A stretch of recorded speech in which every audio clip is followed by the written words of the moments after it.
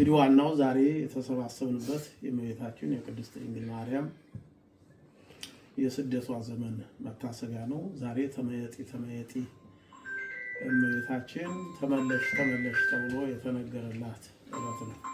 እንግዲህ እንደምታውቁት በማቴዎስ ወንጌል ምዕራፍ 2 ላይ ተጽፎ እንደምናገኘው እመቤታችን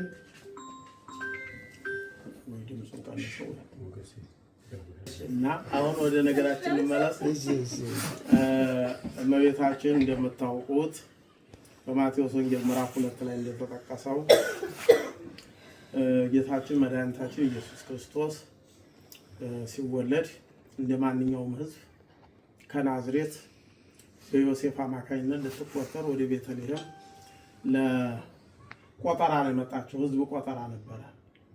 ግን ጊዜዋ የደረሰ ነፍሰ ጡር ስለነበረች ወይንም ጌታን የመውለጃዋ ጊዜ ቀርቦ ስለነበር ቤተልሔም መጣ።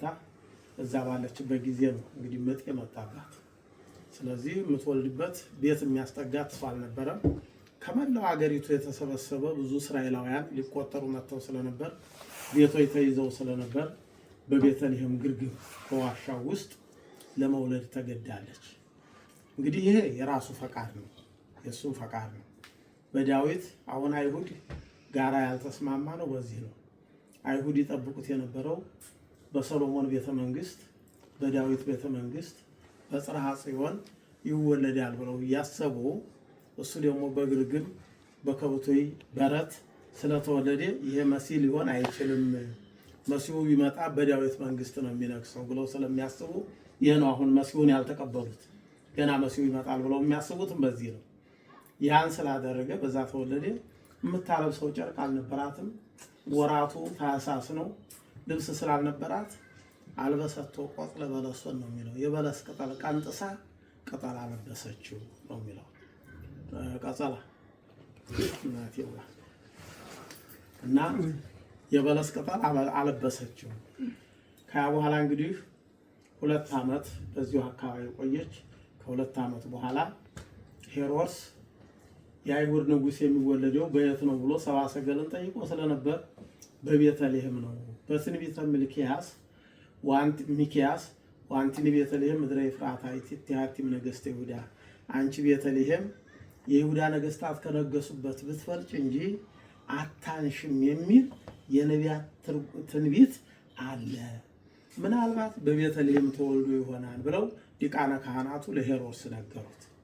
ሄሮድስ ሰብአ ሰገልን ሂዳችሁ ህይወትና እናንተ ሰግዳችሁ ስትመለሱ እኔም ሂጄ ሰግድለታለሁ ብሎ ፍና ተሳልቆ ይሉታል ሊቃውንት። ለተንኮል በውስጡ አምቆ ይህንን ነገራቸው። ሰብአ ሰገል ከሰው ጋር ሲገናኙ ኮከቡ ይሰወራቸው ነበር። ሰው ጋር ሲለዩ ኮከቡ ይመራቸው ነበር። እየመራቸው ቤተልሔም ሲደርሱ በጣት ጠንቁሎ ይሄ ነው እንደሚል ኮከቡ ወደ መሬት ወርዶ እዛ ላይ ከቦታው ላይ ታየ ማለት ነው። ገቡ። ሕፃኑን ከእናቱ ጋር በግርግም አገኙት። ወድቀው ሰገዱለት። ወርቅ፣ ዕጣን፣ ከርቤ ገበሩለት። አሜን። ያንን ገበሩለትና እንግዲህ 2 ዓመት ከሞላ በኋላ ሄሮድስ የተነሱ ሰብአ ሰገል አታለውት በሌላ ቦታ እግዚአብሔር መልአክ በሄሮድስ እንዳይመለሱ ስለነገራቸው ወደ ሀገራቸው ተመልሰው ይሄዱ። ከነዚህ አንዱ ኢትዮጵያዊ ነው። ለምን? በዳዊት መዝሙር 67 አካባቢ ላይ ምን የሚል አለ? ነገሥተ ተርሴስ ወደስያት ያበው ጋዳ ነገሥተ ሳባ ወአረብ ጋዳ ያመጡ። የሳባ ነገሥታት እጅ መንሻ ያመጡልሃል። የተርሴስ ነገሥታትና የሳባ ነገሥታት፣ ሳባ ማለት የኛ ሀገር ነው።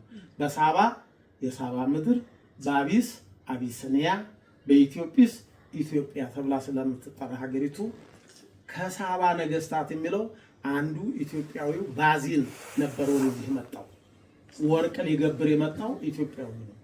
ይህንን አማን በአማን ዛሬ በኒውዮርክ የሚሰራው የክሪስማስ ትሪ ላይ 3 ነገሥታት ሲያረጉ አንደኛው ኢትዮጵያዊ መሆኑን ለማሳየት ጥቁር ነው የሚያረጉት። ይህንን ያረጋሉ ማለት ነው።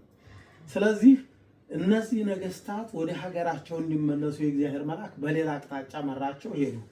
እመቤታችንንም 2 ዓመት ከቆየ በኋላ ሄሮድስ ሕፃናትን ከዚህ መካከል የተወለደው ንጉሥ አንዱ ይሆናል ብሎ ከ2 ዓመት ጀምሮ እስከ 2 ዓመት ከ6 ወር የሆናቸውን ህፃናት 14444 ህፃናት በቤተልሔም በታች ወስዶ አስገደላቸው። የሄሮድስ ቤተ መንግስት ከቤተልሔም በታች አሁን ሄሮዶስ ተብሎ አንድ ተራራ አለ ማለት ነው የሚጎበኝ፣ እዛ ላይ ነው እንትን ያለው ማለት ነው። እመቤታችንን ግን ዮሴፍንና እመቤታችንን ህፃኑን ይዘህ ወደ ግብፅ ውረድ አለ። በኋላ ሰሎሜ እመቤታችን ቅዱስ ዮሴፍ ነው ወደ ግብፅ አገር ሄዱ።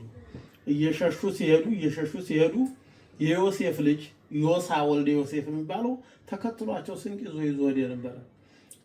ከኋላቸው ነው የተከተለው። ሄሮድስ ሊገላቸው ወታደር ያልታከበት ሀገር ሰራዊት ያላስከተለበት ቦታ የለም።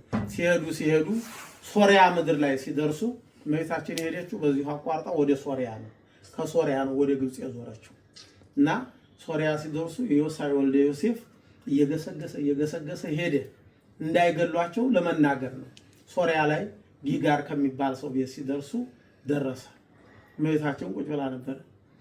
እናቴ አንቺ እዚህ ተቀምጠሻል፣ ህፃኑን ለግሎት የሚፈልጉት የሄሮድስ ወታደሮች ያላኩበት ሀገር ያልፈለጉበት ቦታ የለም፣ እንዴት እዚህ ትቀመጣላችሁ ብሎ አስደነገጣት።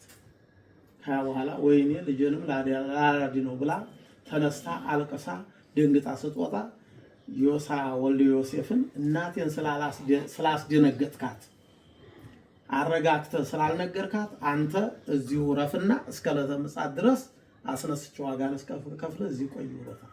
ወዲያው ሞቷል እሱ። እመቤታችንም ከጊጋር ቤት ወጥተው ወደ ግብፅ ወርደዋል። እንግዲህ ግብፅ ሀገር 3 ዓመት ከ6 ወር ኖሩ ነው። ግብፅ ብቻ አይደለም የኖሩት፣ የኢትዮጵያን ምድር ሲባረኩም ነው የኖሩት። ዋልድባ ገዳም እንደሚሆን አስቀድሞ ትንቢት የተነገረው ያን ጊዜ ነው። ለእመቤታችን ይህን ምድር ሰጥቼሻለሁ በቃል ኪዳን፣ በዚህ በኋላ ዘመን ልጆችሽ በመንፈስ ቅዱስ ያንቺን ስም የሚጠሩ እኔን የሚያከብሩ ልጆች ይነሱበታል ብሎ ከያ በኋላ ገዳሙን ባርኮ በጣና ገዳም ሁሉ ዙሮ፣ ጣና ማለት ጻአና በደመና ማለት ነው። ባህሩ ላይ ሲደርሱ መግቢያ አጥታ እመቤታችን ስትጨነቅ ጻአና በደመና ብድግ አድርጎ ወስዶ ጣና ውስጥ አስገባት። ጻአና በደመና የሚለውን ከዘመን ብዛት ጣና የሚል ስያሜ ተሰጥቶታል እንጂ ጻአና በደመና ነው። እመቤታችን ወደ ጣና ደሴት ገብታ ክፉን ዘመን አሳልፋለች። ከያ በኋላ ደግሞ በደብረ ወገግ፣ በአክሱም፣ በደብረ አባይ፣ ምድረ ኦፌር ዛሬ እንኳን ሲነበብ የነበረው ታምር ከሰማችሁ ኦፌር ማለት የአፋር ባላባቶች ናቸው። በምድረ አፋር ደብረ ሐዘሩ፣ ደብረ ኪሩብ የሚባል በግራይ ወረራ የጠፋ ገዳም አለ። በዛ አድርጋ እመቤታችን ዛሬ የ3 ዓመት ከ6 ወር የስደት ዘመኗ ወደ አሰቦት ሁሉ ነው። ደብረ ኪሩብ እዛው አጠገብ ነው። አሰቦት እዛው ነው። ደብረ ሐዘሩ እዛው ላይ ነው። በዚህ ዙረው የኢትዮጵያን ምድርም ልጇና እናቱ ባርከዋት አስራት ተቀብላ ይችን ምድር ለእመቤታችን ባደራ ተሰጥታ ከያ በኋላ ወደ ግብፅ ሀገር ተመልሳለች። ግብፅ ሀገር የቆየችበት ደብረ ቁስቋም በአረበኛው ደብረ ሙሐረቅ ነው የሚሏት መሰለኝ። ደብረ ሙሐረቅ የምትባለዋ ያው እንግዲህ ግብፅ 7 ታላላቅ ገዳሞች አሏቸው። ከ7ቱ ታላላቅ ገዳም አንደኛው ይሄ የደብረ ቁስቋም ገዳም ነው። ብዙ መነኮሳት ያሉበት ታሪካዊ የሆነ ከአባይ ወንዝ ዳርቻ ላይ የተመሰረተ የነደደ በረሃ እመቤታችን የነበረችበት አሻራው አሁንም ያልጠፋ እስካሁን ድረስ እመቤታችን የምትመሰገንበት ዓለም የሚጎርፍበት ቅድስናው የታወቀ ብዙ ቅዱሳን የወጡበት ብዙ መነኮሳት ወደ ቅድስና ሕይወት እንደ መላእክት ሕይወት የተለወጡበት ደብረ ቁስቋም ገዳም ነው ማለት ነው። ኢትዮጵያውያን እንኳን ኤርትራውያን ኢትዮጵያውያን በዛ እየመነኑ ኑረው ሙተው አልፈዋል። እንግዲህ እንደ አባ ብሾይ እንደ አባ ቅዱስ ሚናስ በመሳሰሉ ገዳም ብዙ ኢትዮጵያውያን በግብፅ ሕይወታቸውን አሳልፈዋል። እንደ አባ ስምዖን ሰፋያሳይ የሚባለው በዚህ ኢትዮጵያውያን እየመነኑ ኑረዋል። ይህም ሁሉ ጨርሳ 3 ዓመት ከ6 ወር ሲሆን ያ ክፉ ምንም ቢሆን ሰው በክፋቱ ቢኖር ሞት ይገተዋል፣ ሞት ያቆመዋል። ሄሮድስ ሞተ፣ ሕፃኑንና እናቱን ይዘህ ተመለስ ብሎ መልአኩ ለዮሴፍ ነገረው ማለት ነው።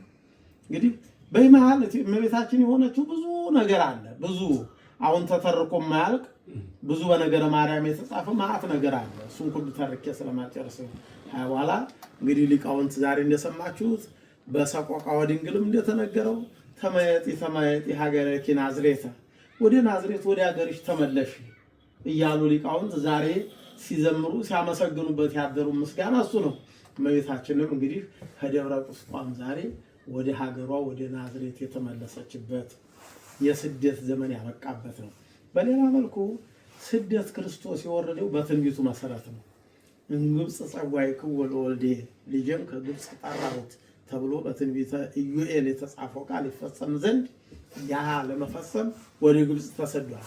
መሰደዱ ደግሞ ዛሬ ለመናንያን ለመነኮሳት አርአያና ምሳሌ ነው። ዛሬ ለሚሰደዱ ሰዎች ምሳሌ ነው። ክርስቶስ ባይሰደድ ኑሮ የኛ ስደት ይምንት ነበረ።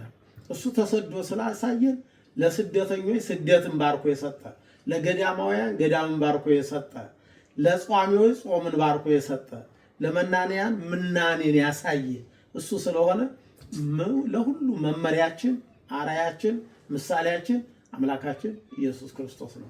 ስለዚህ እመቤታችን ዛሬ ከግብጽ ሀገር ከስደት የተመለሰችበት ስለሆነ በደብረ ቁስቋም ስም በዓሉ ይከበራል። እንግዲህ እመቤታችን ደብረ ቁስቋም ብለን ስጠራ ደብረ ቁስቋም አንድ ቦታ ነው። በቦታው ስም የተሰየመ ነው። ባታ ብንላት፣ ልደታ ብንላት፣ ቁስቋም ብንላት፣ ማርያም ብንላት፣ ኪዳነ ምሕረት ብንላት ሁሉም ያው ሰው ነው። ይሄ መልእክቴ ነው። እግዚአብሔር ከእናንተ ጋር ይሁን። ሰላም ፍጹም ሳይላችሁ ማህበራችሁን ያብዛ። እሺ አሁን ልትለኝ